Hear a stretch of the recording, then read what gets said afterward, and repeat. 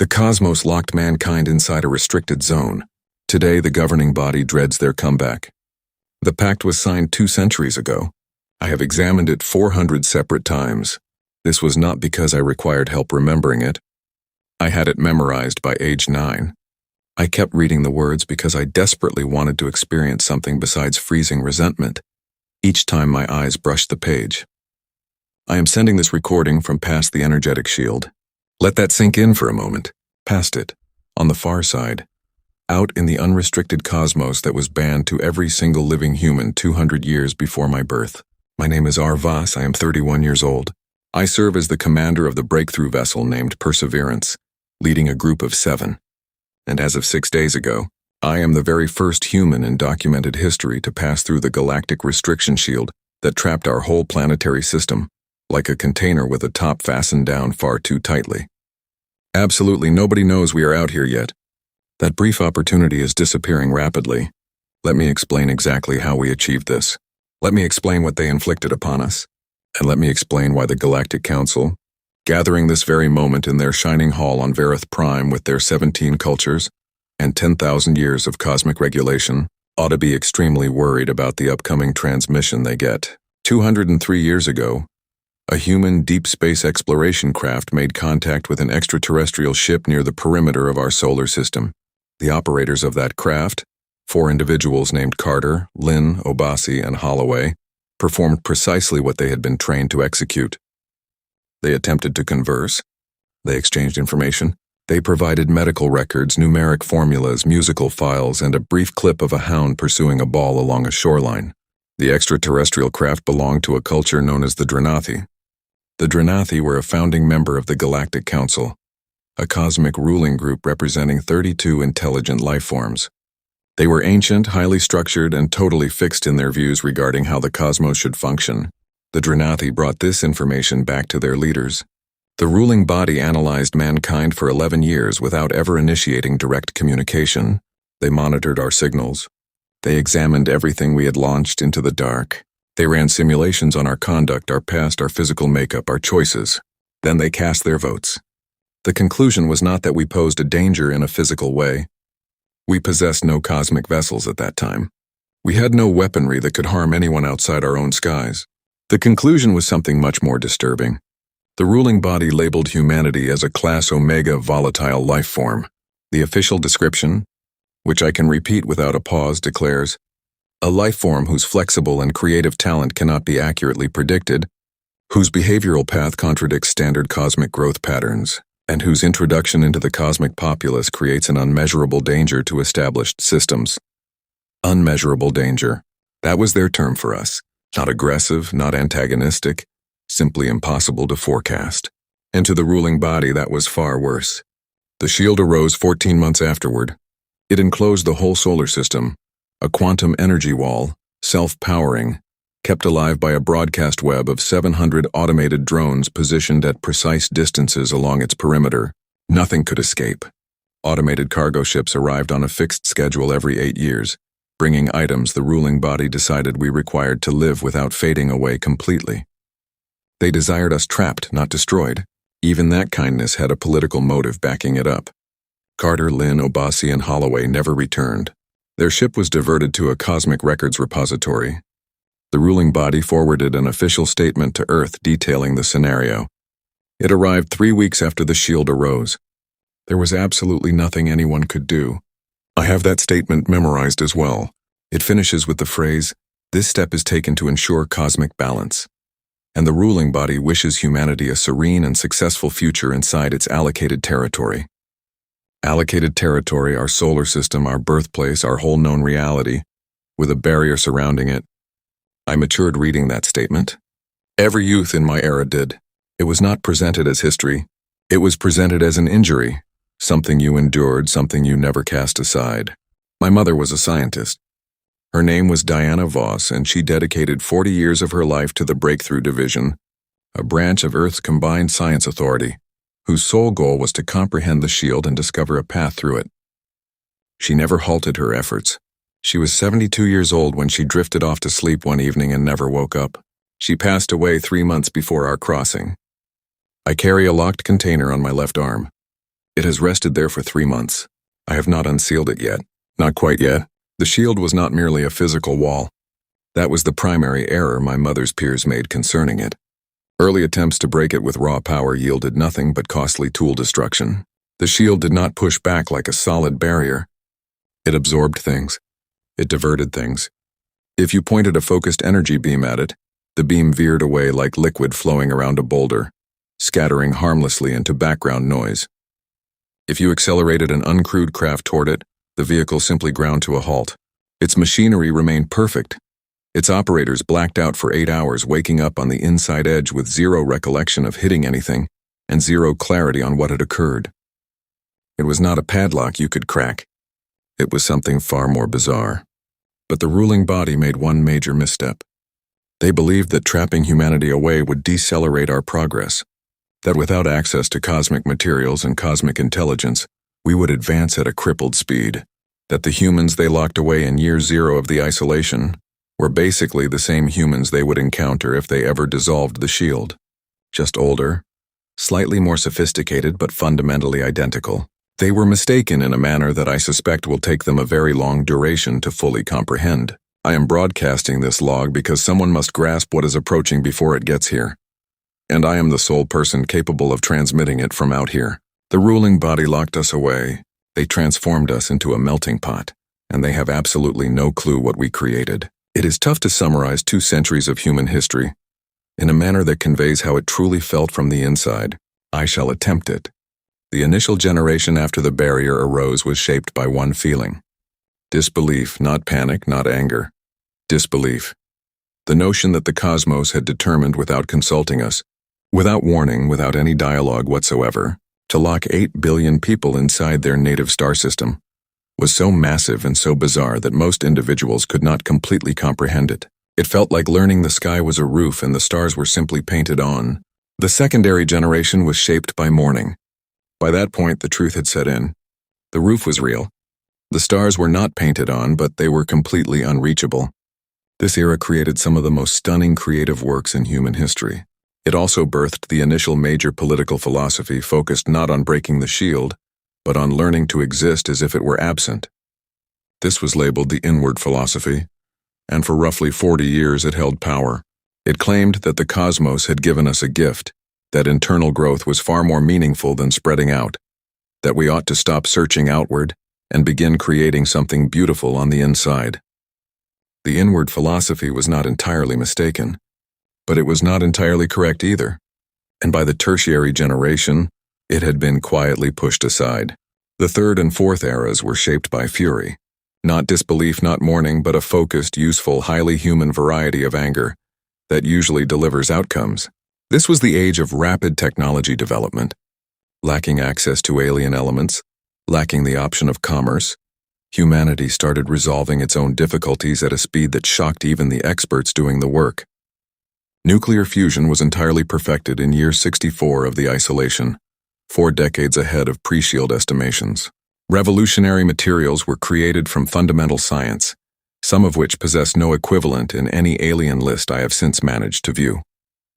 The agricultural production networks engineered during this era could support a populace of 30 billion within the solar system without a single external resource addition.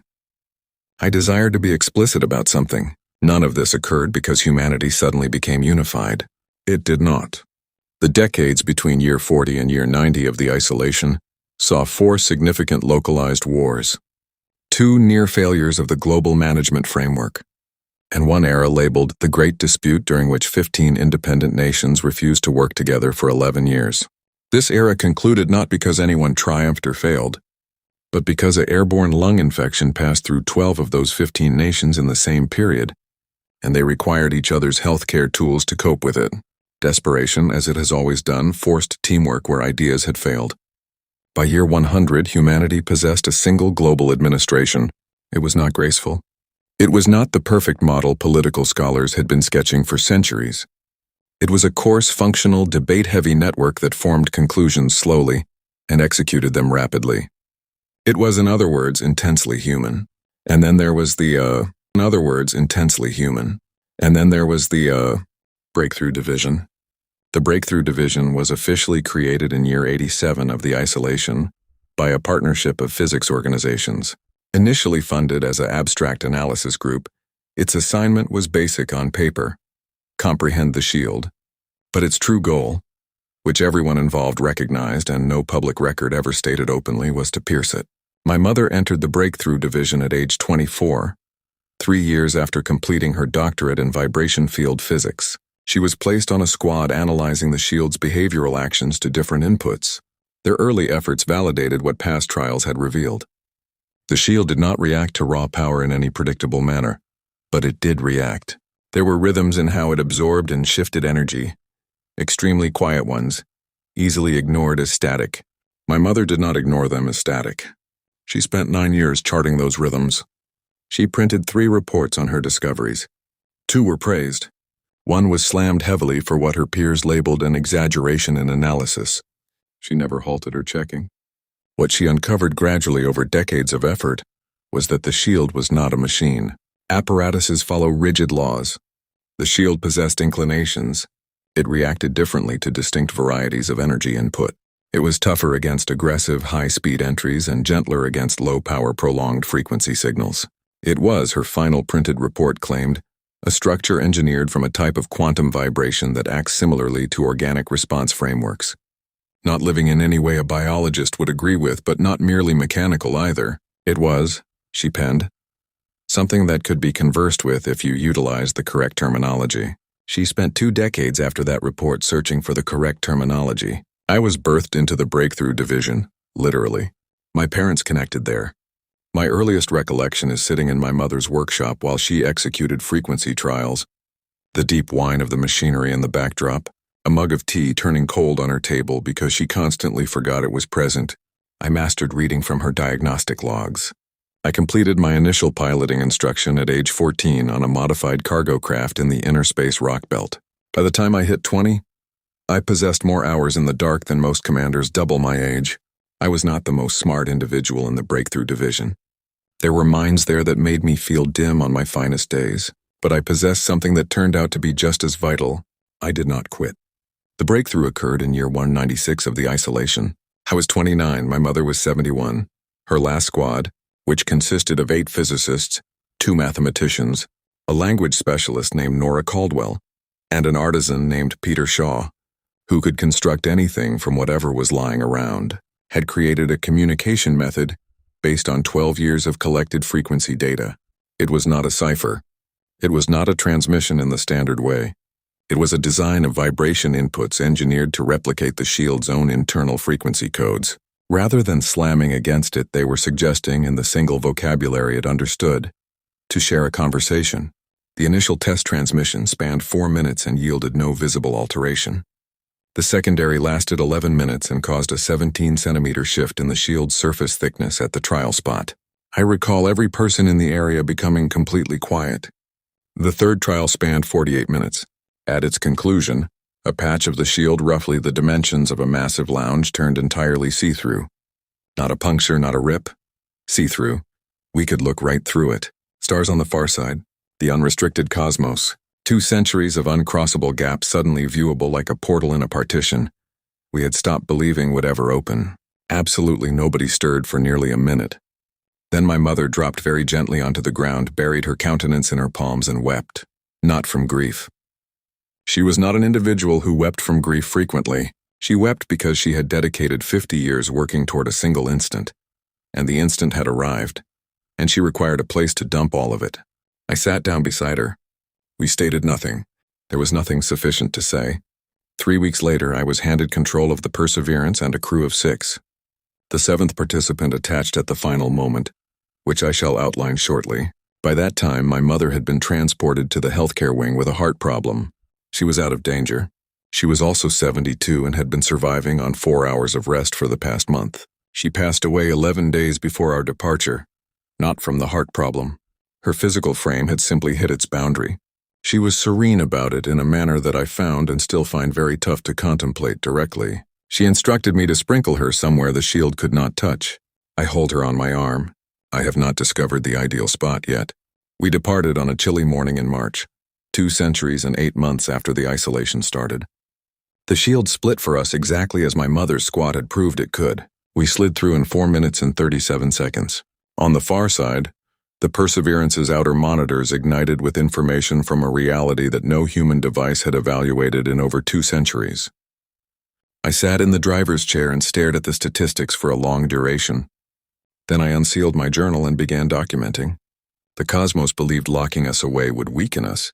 They were operating from a theory of growth where seclusion equals decay.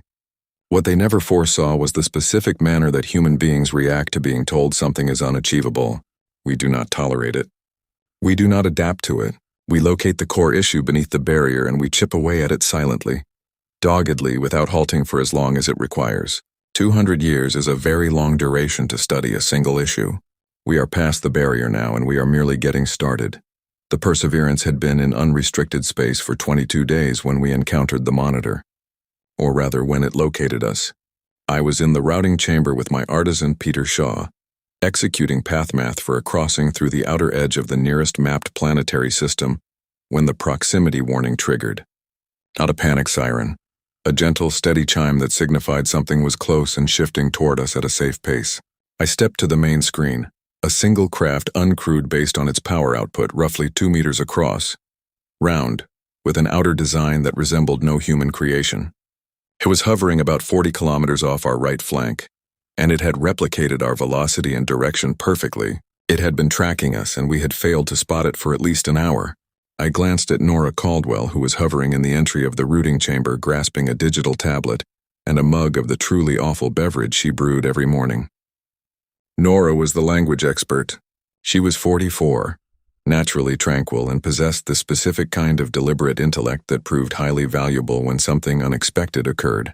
She stared at the screen. She stared at me. She uttered, "Do you wish to attempt speaking with it?" I replied yes. Nora had gotten ready for this. The Breakthrough Division, despite never knowing precisely what shape initial contact beyond the shield would take, had spent 60 years engineering a primary contact dialogue pack.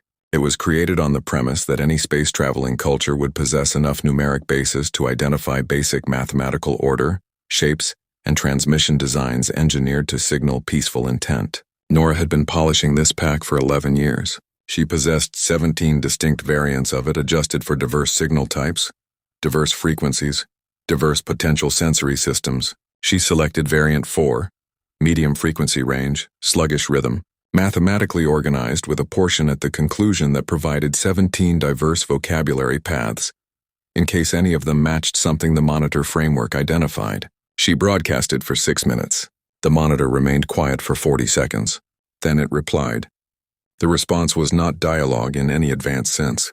It was an automated verification transmission, the sort of thing a tracking framework sends when it spots a deviation. It was inquiring in its fashion who we were and why we were present. I realized this because the signal design, once Nora decoded it, was basically a grouping query. The monitor was attempting to place us into one of its pre-existing slots. We failed to fit any of them. It attempted 3 additional times over the subsequent 20 minutes, broadcasting diverse variations of the same fundamental question. Each time the design shifted slightly as if the framework was turning through choices. Each time Nora and I monitored the designs on the screen, and Nora uttered things like curious and look at that setup, and once softly, they process in layers. On the 5th broadcast, Nora executed something that was absent from the formal rules. She sent back a response that was not a numeric order or a geometric shape. It was a language phrase highly basic, a sentence in 17 tongues that decoded roughly to "we wish to converse." The monitor went quiet for 11 seconds. I tracked them. Then it sent a single reply. The expression, once Nora had processed it through every decoding engine she possessed, returned as impossible. I experienced a shift in my core when she voiced that result. Not terror, not fury. Something closer to recognition. I had encountered that term before in a different scenario, in a different vocabulary. It was the identical word the ruling body had essentially branded upon all of humanity 2 centuries ago. On all of humanity 2 centuries ago. Impossible to model, impossible to forecast, impossible to blend. Greetings, I thought. Pleasant to encounter you as well. The monitor turned silent after that. Its travel design shifted. It was no longer merely tracking us. It was shifting in a manner that implied it was broadcasting elsewhere, forwarding a statement. I did not attempt to stop that. Let it report. That was what I had anticipated. That was, in truth, what I had organized for. What I had not organized for was how swiftly the reaction arrived. 4 hours and 17 minutes after the monitor initially located us, a ruling body enforcement vessel emerged from faster-than-light travel, roughly 900 kilometers from the Perseverance. My crew spotted it before I did. My helmsman, a youth named Dan Cole, who possessed the calm of an iceberg and the reactions of something much swifter, declared it in the identical flat tone he utilized to declare everything. Vessel at bearing 047, it is immense. He was not mistaken. It was a Veth combat ship. I recognized the layout from the mechanical records the Breakthrough Division had collected from captured ruling body transmissions over the past century. The Veth were one of the ruling body's primary law-keeping cultures. Tall, multiple-limbed, with a natural framework that gave them superb dimensional awareness and made them skilled managers of intricate multi-layered vessels. Their combat ships were roughly 800 meters long, managed a crew of over 400, and were outfitted with arms frameworks that could disable or wipe out a craft the dimensions of the Perseverance without major exertion. They outmatched us, outmassed us, and outgunned us by any calculation in existence. I pulled myself upright in my chair, fixed the collar of my coat, took a breath. Dan uttered, "Should I flee?" I replied, "No, unseal a line." The line unsealed. There was a stretch of quiet on both sides. I had spent 3 years getting ready for this dialogue. I had rehearsed it in my mind at night when rest escaped me. I had debated with myself over the starting sentence more times than I could track. In the end, I stated, "This is Commander Aar Vas of the Perseverance acting for the Combined Earth Authority. We are cruising in open territory and intend zero harm to any craft or personnel. We request dialogue." The quiet spanned 8 seconds. Then a voice arrived through. It was decoded by our framework instantly, a feature Nora had built into our transmission array using 2 centuries of captured ruling body signals as a guide. The voice was deep, balanced, and held the specific trait of someone selecting every term with extreme care. It declared, "You are located outside the designated isolation territory. Under Ruling Body Act 447, you are mandated to slide back to the interior of the shield immediately." I had been anticipating that. I brought up the folder I had organized. It spanned 412 pages. I did not read all 412 pages over the radio. I read one paragraph specifically, Section 9, Sentence 4 of the Initial Isolation Pact, which declared that the cargo delivery duty of the cosmic ruling body was to be kept up on an unbroken 8-year cycle for the span of the isolation era. Then I pointed out in the identical steady voice I had been rehearsing for 3 years that the cargo delivery had been omitted entirely in years 40, 48, 88, 104, 160, 172, and 191. That 7 of the planned 25 delivery cycles had simply failed to occur, and that Section 17 of the identical pact specified that major failure of ruling body duties rendered the treaty setup empty.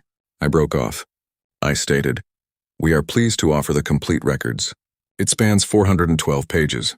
I can broadcast it now, or you can accept our statement.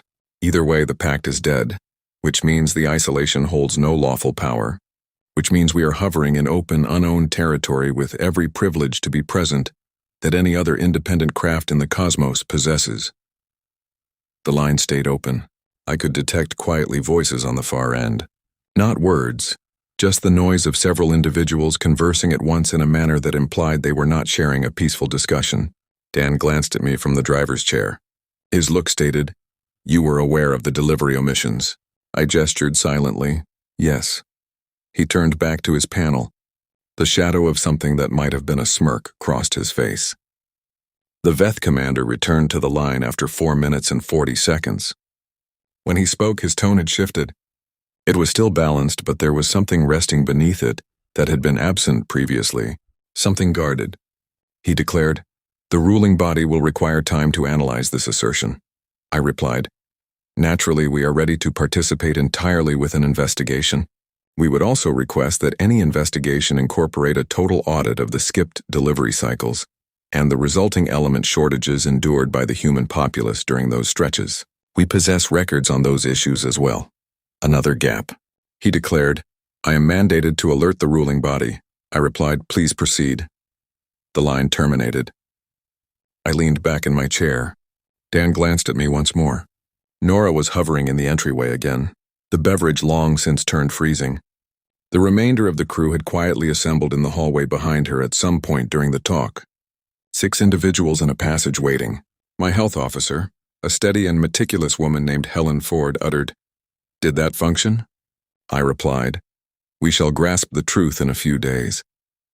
What I refrained from stating, because it would have been heavy to dump on them all at once, was that the lawful debate was not the true point.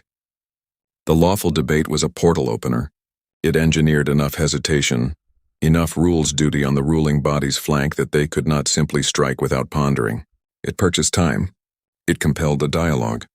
The true debate was not going to occur in this passage.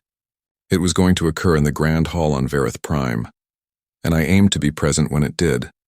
The Grand Hall on Varith Prime was constructed to dominate. I state this not as praise.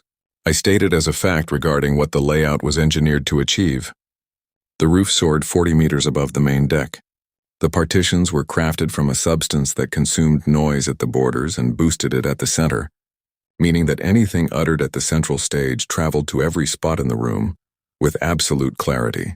The chairs for the council participants were fixed in an escalating semicircle, 400 slots managed by life form and age. The central stage was a circle of pale boulder roughly 3 meters across, placed so that whoever stood upon it was viewable from every chair at once. It was very intentionally a zone engineered to make whoever was speaking feel tiny. I had spent 2 days on Varith Prime prior to being let into the hall. I was assigned a space in what served as an embassy holding zone, tidy and pleasant, and was questioned by 3 separate council delegates who each posed slightly diverse variations of the identical basic inquiries. How had we broken the shield? What were our goals? Who had approved this step?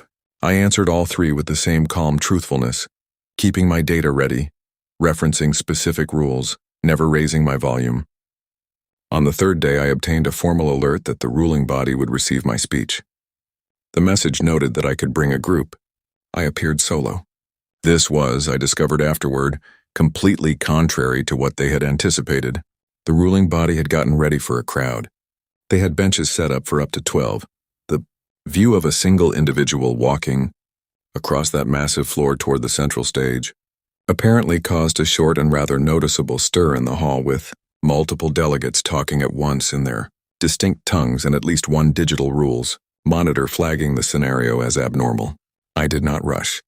The hall was engineered to make an individual feel tiny, but that only functions if you agree to it. I walked at my everyday speed.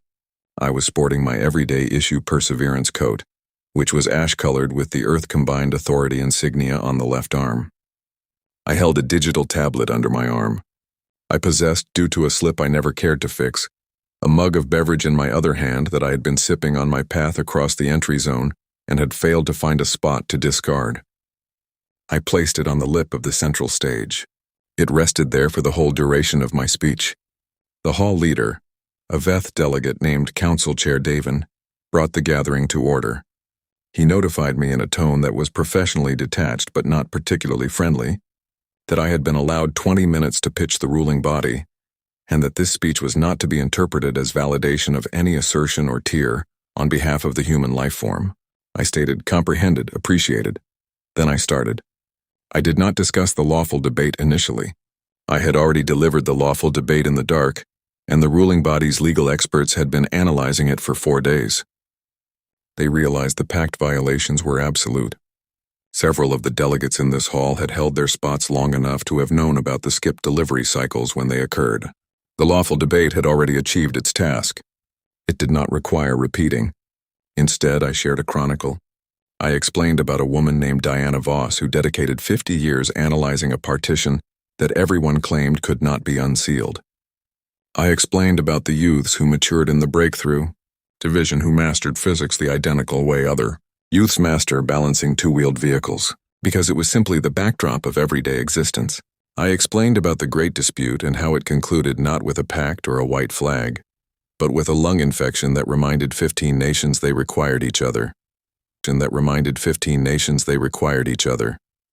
I explained about the instant the shield turned see-through and my mother dropped onto the workshop floor. I kept my tone flat throughout. I did not act out feelings. I reported it the manner a researcher reports statistics. Here is what occurred. Here is what it signified. Then I revealed what we had engineered. My secondary data broadcast, which I had cleared early with the Council transmission squad, flashed out to every viewing screen in the hall at once. It was not a list. It was not a statement. It was a visual summary of 2 centuries of human progress organized by ARENA, with matching comparison marks to known cosmic growth paths. In power science, humanity had passed the cosmic middle mark at year 112. In substance engineering, at year 131. In healthcare science, in year 144, we had engineered cures for 11 ailments that possessed no known fix in the cosmic medical files. We had engineered those cures without any access to that file, operating entirely from basic science and internal analysis. One of those 11 ailments was a wearing brain sickness that had harmed the key population for 4 decades. I paused after that specific one. I stated, we were unaware we had cured it until we matched our analysis to cosmic files after passing the shield. Our bio-researcher, Dr. Mee Holland, engineered the cure framework as segment of a wider analysis on rapid tissue healing. She is 28 years old. She has never encountered a member of any life form besides her own. And she resolved an issue your finest researchers have been tackling for 40 years. I glanced up at the key block of the council semicircle.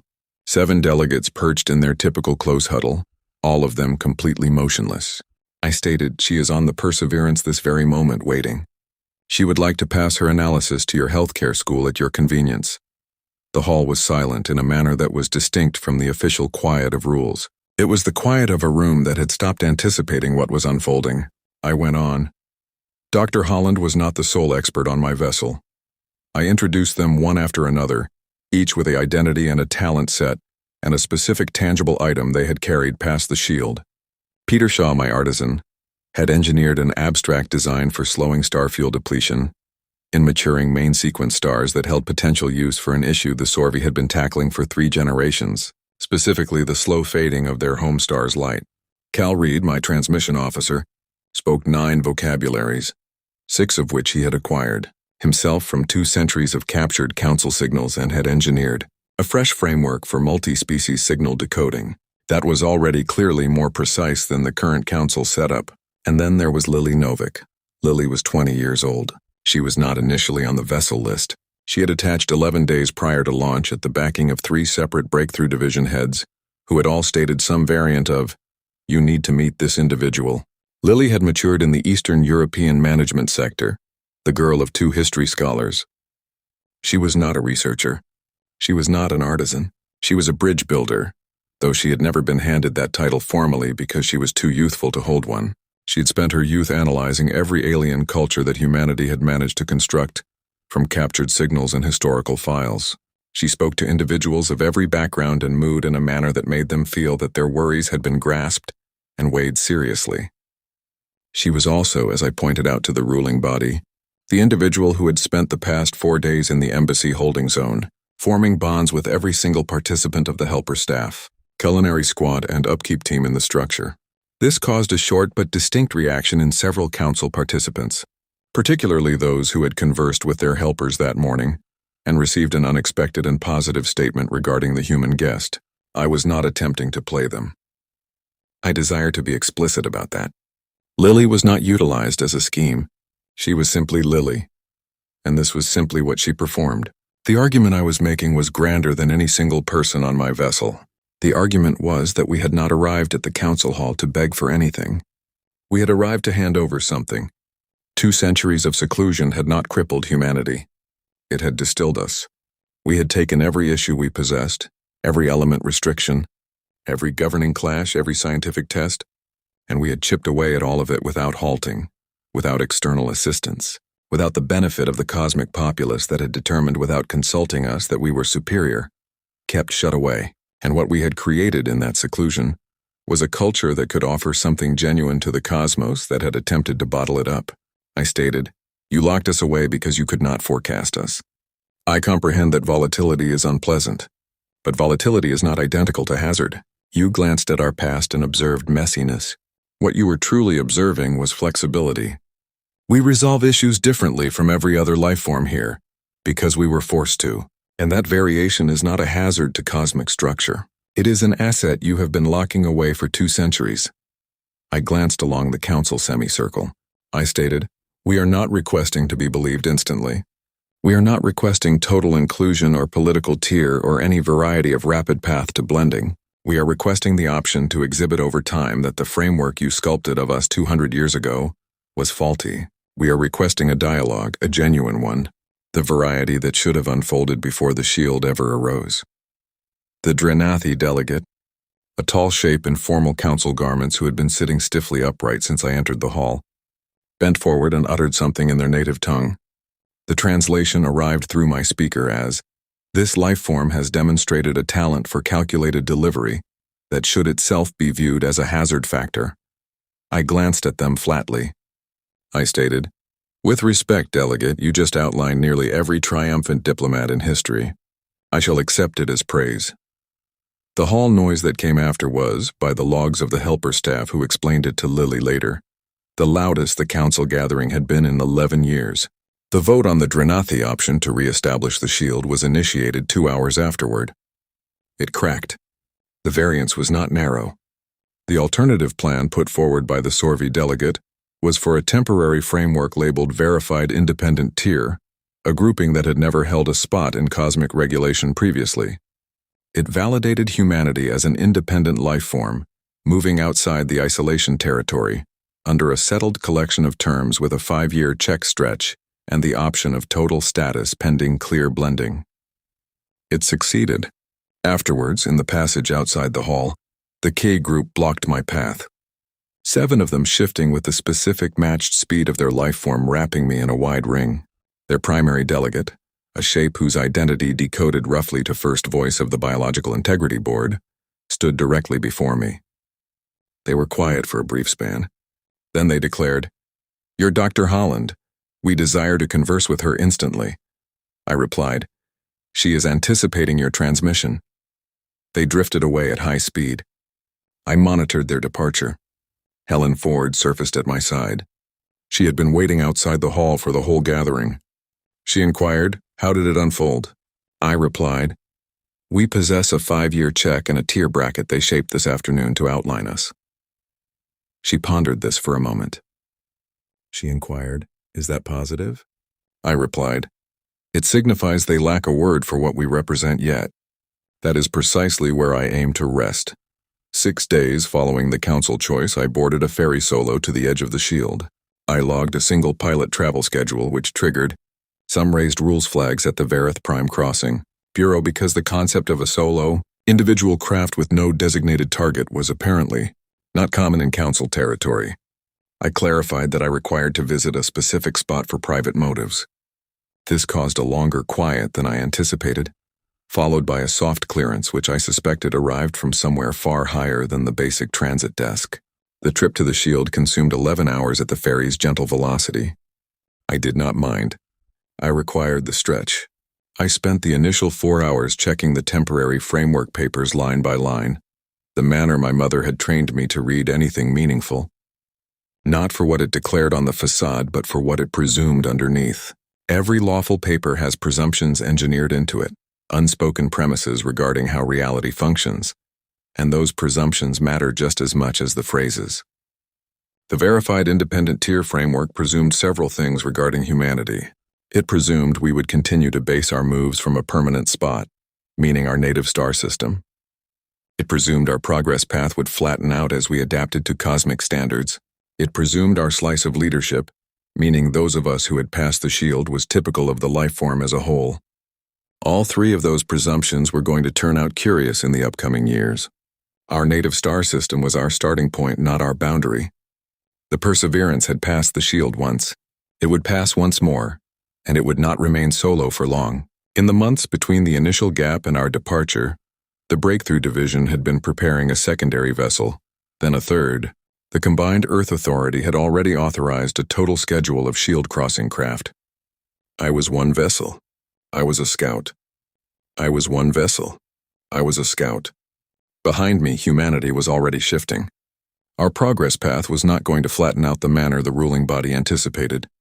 When you have spent 200 years resolving issues from zero with no external elements and no set fixes to copy, You build a connection with issue tackling that does not simply deactivate when superior tools become available. Holland was not going to halt her analysis when she obtained access to the cosmic healthcare files. She was going to append the cosmic healthcare files to everything she already grasped and execute, something nobody anticipated. This was absolute across every arena represented on my vessel, and my vessel held 7 individuals. Earth held 8 billion, and as for being typical, I was 31 years old, birthed into an expert schedule, conditioned from youth for a task most individuals believed was unachievable. The ruling body was guessing the trait of an entire culture from a commander and 6 crew members. I was not an everyday human. None of us on the Perseverance were, but I was also not so distinct from the individuals I had left behind that the ruling body's model would stand.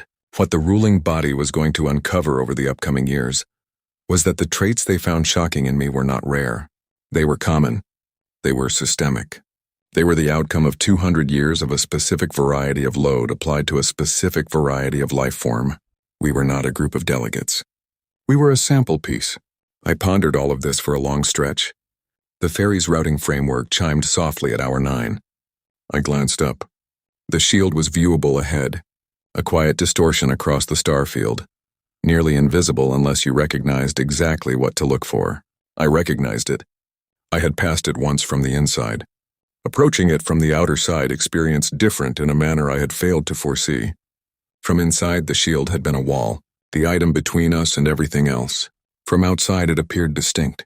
It appeared like what it represented, a film, a border between 2 phases of living, not a barrier, not a cage, simply the mark between prior and following.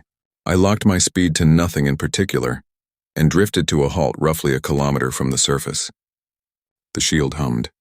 I could hear it through the body of the ship, that deep vibration that the Breakthrough Division had spent decades analyzing. My mother had spent her career tracking this noise. She had charted it, logged it, located the designs inside it that absolutely nobody else had validated as designs. She had mastered its vocabulary when everyone else was attempting to crush it. I grabbed the container from my arm. It was small, sleek, locked with a basic magnetic latch that I had failed to unseal since the morning following her passing. Her peer, a physicist named George Alderman, had put it together for me at the finish. He had stated nothing when he passed it over. He had simply extended it to me with both palms very carefully, and I had accepted it the identical way. I grasped it for a brief span.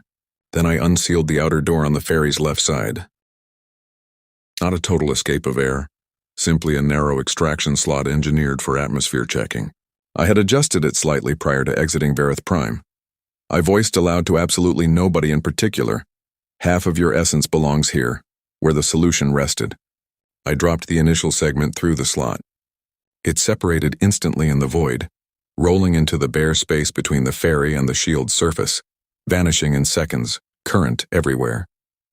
I swung the ferry. Through the pilot glass, the shield spanned across the starfield behind me, and past it, hidden but not missing, was home. I voiced, "And half of your essence belongs there where the inquiry initiated." I dropped the remainder through the front slot into the space between myself and the interior of the locked zone. The shield hummed. I sat in the stillness for a stretch following that. There is a specific sensation that arrives after a very lengthy struggle hits its finish. Not triumph, not relief, something softer and tougher to tag.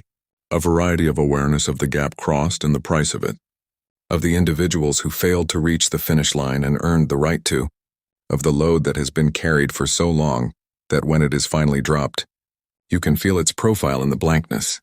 I had been carrying something that was grander than my private mourning for my mother, though her passing was real and current, and would consume a long duration to turn into something I could look at squarely.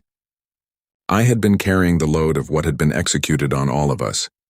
The 200 years of blocked sky, the eras of individuals who lived and passed away inside a border that was absent of their creation, who constructed what they constructed not because it was simple, but because it was the sole path to move. They earned the right to have someone cross the line, someone carry the log of what they had made, someone stand in the council hall and declare plainly and without regret, "Observe what we achieved. Observe what we turned into. Observe what you missed." I had executed that. My crew had executed that, and we represented merely 7 individuals. Behind us, 8 billion individuals were watching. The shield was still standing for now, but the Breakthrough Division possessed 3 more vessels in layout. The Combined Earth Authority was in the steps of building an embassy, base on Vareth Prime with Lily Novick as its initial unofficial link at her private choice and to the clear comfort of the Council's helper staff who apparently cherished her already.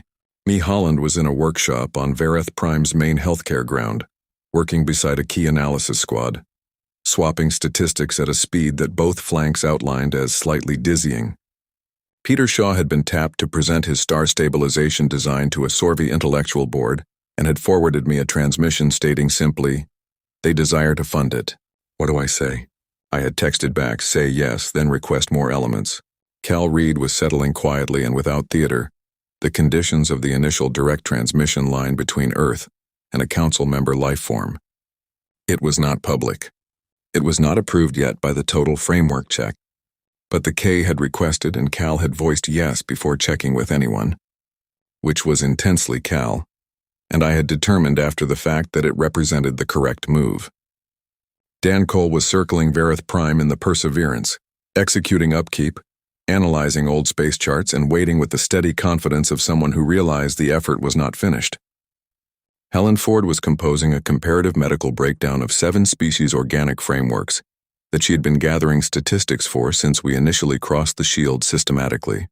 In whatever hours she was absent of sleep or food because Helen functioned that path. 7 individuals, 7 diverse talents, 7 diverse methods of being human. The ruling body had locked us away because they could not forecast us. 2 centuries later, we had passed their wall. Not with arms, not with power, not with any of the terrible plots their simulations had created. We had passed it with a frequency design, a 412-page lawful paper, a bioresearcher with a healthcare breakthrough, an artisan with a solution to a fading star, a transmission officer who trained himself in alien tongues from captured static, a helmsman with the steady trait of deep liquid, a physician who logged everything she observed, a 20-year-old link builder who formed bonds with upkeep squads on initial contact globes, and a mug of beverage I had forgotten to discard. We were volatile. They had declared so. They had engineered a barrier around us because of it. But what is volatility truly? It represents the breakdown of a simulation. It means the model was mistaken, not the item it was attempting to forecast. The ruling body's simulation of humanity had been constructed from 11 years of tracking before a single human being had ever voiced a term to an alien life form. They had monitored from a gap and sketched findings and formed a choice that hit billions of individuals. And they had been so absolute in their simulation that it had never seriously struck them to challenge it. They had failed to ask us what we represented. They had determined, and in determining they had locked us in a load capsule and left us there for 200 years. We had utilized every second of it. I stared at the shield for a long stretch. The hum was still current, uniform, comforting. I had spent my whole existence inside it without ever brushing it. It had been the roof, the view, the boundary of everything realized. Now I rested on the far side, and it appeared precisely identical from here as I pictured it did from the interior. A distortion, a border, a prompt of an era that was dying. I pondered the 5-year check. I pondered all the items the ruling body was going to uncover over those 5 years that their temporary framework had failed to foresee. I pondered the dialogues that were approaching, some of which were going to be genuinely tough, some of which were going to shock everyone, including myself. I was not foolish enough to believe the subsequent phase was basic. Trust demands duration. Blending demands longer. There would be clashes and errors and life forms in that council hall who were never going to be pleasant with the manner humans view reality. That was acceptable. We lacked the requirement for everyone to cherish us. We required space to exhibit what we represented. We possessed space now. Open space, unowned, ready for anyone with a vessel and the grit to shift. I swung the ferry, locked the direction back toward Vareth Prime, back toward the Perseverance, back toward everything that arrived subsequent. The shield dropped behind me as I accelerated away. That space between what they anticipated and what they obtained was what terrified them. What they had failed to yet grasp, and what they were going to spend the upcoming years discovering, was that the space was not a hazard. The space was the whole point. We were not the identical life form they had locked away. We represented what that life form turned into when it was handed 200 years and zero alternative, but to be remarkable. The stars ahead were crisp and endless, every single one of them reachable. Every single one of them now inside the reach of what humanity could turn into. I unsealed a line to the Perseverance.